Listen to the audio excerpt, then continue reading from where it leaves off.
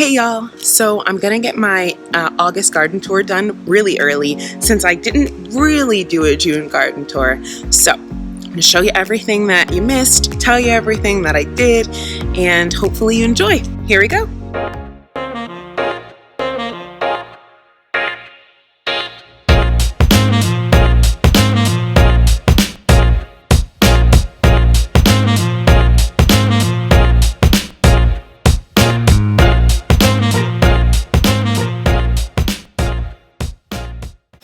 Okay, so we're gonna start with our window boxes, which haven't been doing super great just because it's been raining a lot. I think they got too much water, so the foliage looks great, but the blooms, not so great.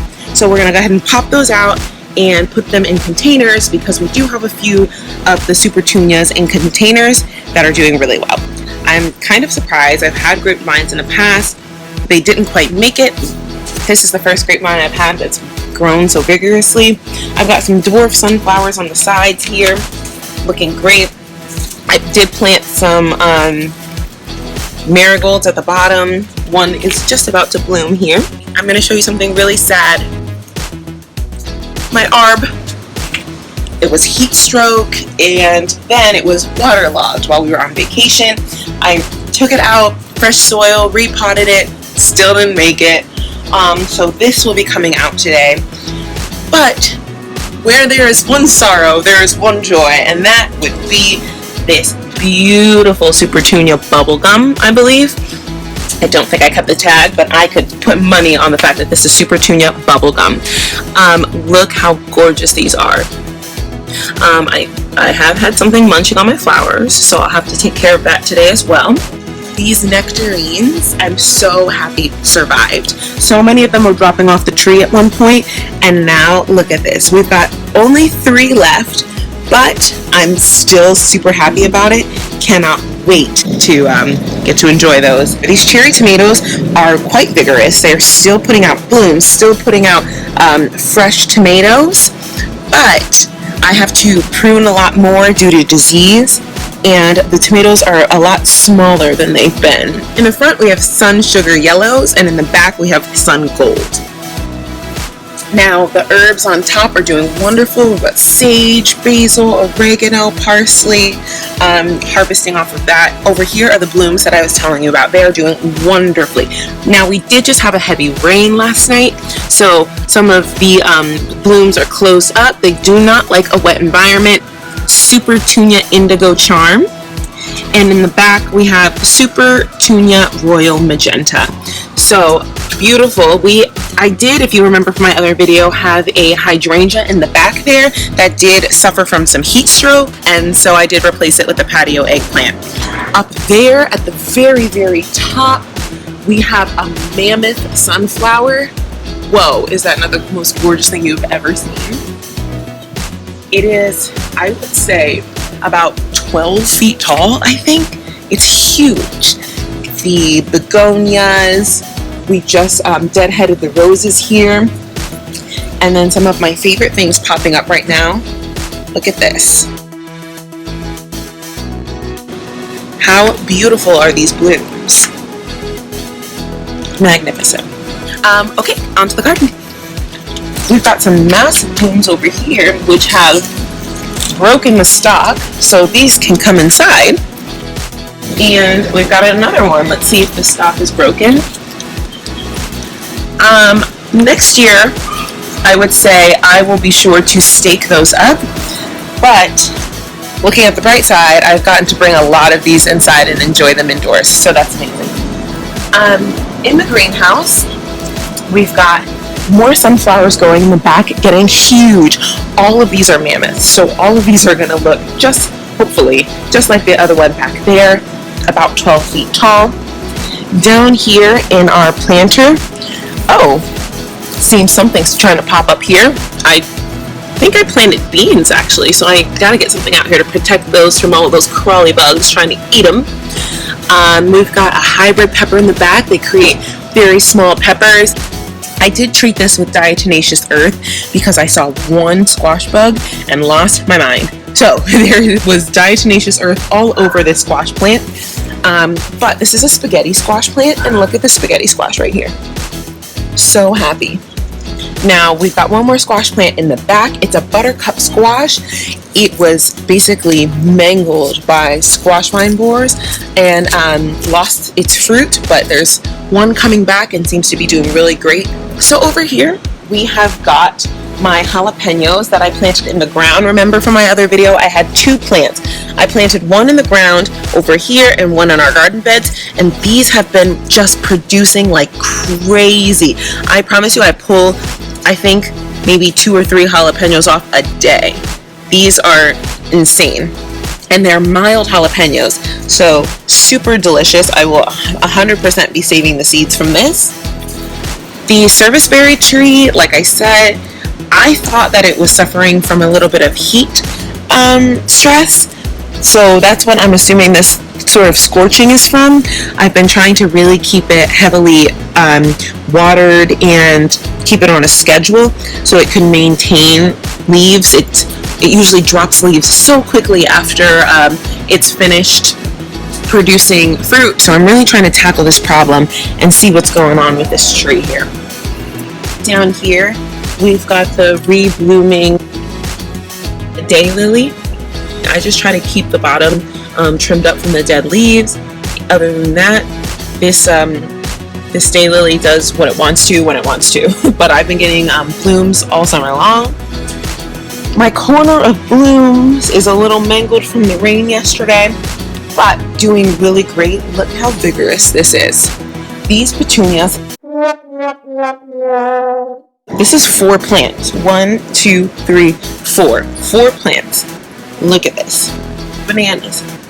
Actually, I lied. This is, I think, 6. 4 in the front, 2 in the back. Insane. Just insane. My strawberry planter struggled a little bit, but it is making an amazing comeback. Very happy with those. Oh, I'm even getting a little strawberry. I thought it was done producing, but turns out I'm getting a little strawberry over here. Now I do cut these runners off just because it is my first year with these plants, so I do not want them to take any energy away from the plant. Over here I have another patio eggplant, so you can kind of see what they're going to be looking like in that planter in the front. There's some kale in the back that I have been trying so hard to get the caterpillars to stop munching on. I planted some beans in the front here. They were also getting munched on right at the beginning, but now they're really starting to bush out. Hopefully we'll be getting some beans here quite soon. The begonias are doing great in the pot. The Futonia on the side is doing really well. And of course this one shocked me right here. This plant came from Amazon, and I believe it's a not an elephant ear, but a coleus. No, what? This one. What is this? I don't know. And then in the corner here, we have another beautiful bushy spot with impatiens that are, oh my gosh, I keep calling them pansies. They're impatiens. Ay, ay, ay.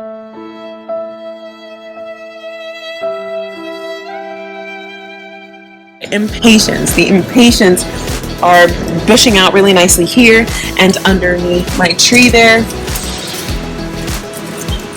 The neighbors don't really cut their vines, so they end up trying to vine all over my gorgeous tree, which I will not be having. There you go. Sometimes you gotta be a little ruthless. But if you let these vines go, they will climb over everything. I'll come back to that. Over here, under the hammock, we've got another variety of impatiens that are doing really well. We've got lemongrass, which is bushing out wonderfully. And then some amazel basil from Proven Winners that is just going nuts. My cucumbers got so heavy that they broke off of their trellis. So I have to go to the store and buy a new rod to re-trellis these. So this is the reason why you want your plant upward so you can see it, So you're not finding ginormous cucumbers like this because you can't see them. We've got a zucchini plant. Oh, two zucchinis growing here. This plant has been really vigorous after it was attacked by squash vine borers. So I'm feeling pretty proud about myself saving it. The Roma tomatoes are almost finished. We've got a couple still ripening on the vine, and then we'll go ahead and pull this up. This is a yellow pear tomato that has just gotten out of control. I did have it staked up and have been pruning on it, but it's just faster than I am, in all honesty. A green zebra here, which has been the star of the show this summer, giving me beautiful tomatoes, and some marigolds down at the bottom there. Right next to it are the patio cucumbers, which are glorious. They have been producing really well all summer long. They are suffering from some iron deficiency, but I'll go ahead and take care of that with some iron tone very soon here. The purple basil, the star of my life. I love this. I harvest off of it often. The Cherokee purple tomatoes have kind of been a disappointment all summer, but I see them trying to work for redemption here, so I'm going to go ahead and let them go. An okra plant here that's been producing really nicely. And then this is the mild jalapeno that is in the planter bed. You can see the difference. It's smaller, it's producing, but quite slowly. And then another zucchini plant. Look at that in there. I'm going to leave that there because I have 4 inside that I need to eat. Let's see if I can get back in here. Oh, this cucumber is killing me. I just learned from somebody else's YouTube channel. I'll try to find it and then link it below. They just did a great video about pruning your cucumbers. And I loved it. I didn't even know that was something that maybe I could be doing. So I feel like that's been really helpful, but it's still plopped right over. Down here, I've got my butternut squash. Another squash plant here that was getting attacked. The very stem of it was getting attacked by a squash vine borer, but I've got another one growing right beside it, so I'm not too worried, and it's still producing, so I'm not gonna freak out yet. The corn right here, we harvested some corn yesterday, but we do have some more still growing here, so very excited about that. And then we've got some summer broccoli. This is the king broccoli, blue king broccoli, something, I'll flash it up, that we're growing. It's heat tolerant, so we're getting some cute little broccoli heads on there. We've got the evergreen bunching onions. This is a giant eggplant that I cannot control. It's getting so huge. So I've been getting so many eggplants off of it. I've been trying my hardest to harvest them slowly because I just don't have any space for them. But it is a mass producer. We've got a tiny ting down here just starting to flush out some blooms and maybe get me some tomatoes here. My watermelon, woof. So we had 2 giant watermelons during the last tour. I took one because, like I've been saying multiple times, I am so impatient. And so I knocked on it. It seemed done, so I took it. Y'all, I don't think it was ready. It just bust right open. No. Oh my god. It's not ready. It was not done. So I should not have done that. So I'm really gonna wait this time for the tendril to dry, which I didn't do the last one. It dried like a little bit, and then I knocked and I was like, perfect. But as you can see, it's getting so big, it's ripping the bag. It's a real learning curve for me trying to figure out how to get all of this done and figure out all of their quirks and how they all work. Like, it's not easy. It is not easy. I'm training this watermelon down this trellis, so I just like to keep looping it around like so, and I do that with any of them that are just sticking out. Just pop them back in like that. Here we have a Rosa Bianca eggplant, a sunflower. This is the Autumn Beauty. I just wanted a little bit more color in the garden. Now, These shishito peppers, oh my gosh. Still harvesting shishito peppers like crazy off of them. I pick them small and I love them.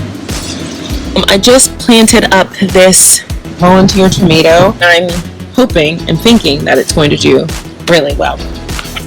I hope. Now here we have the red pepper, that the seed that I saved from a pepper I got from the grocery store, so that's doing really well.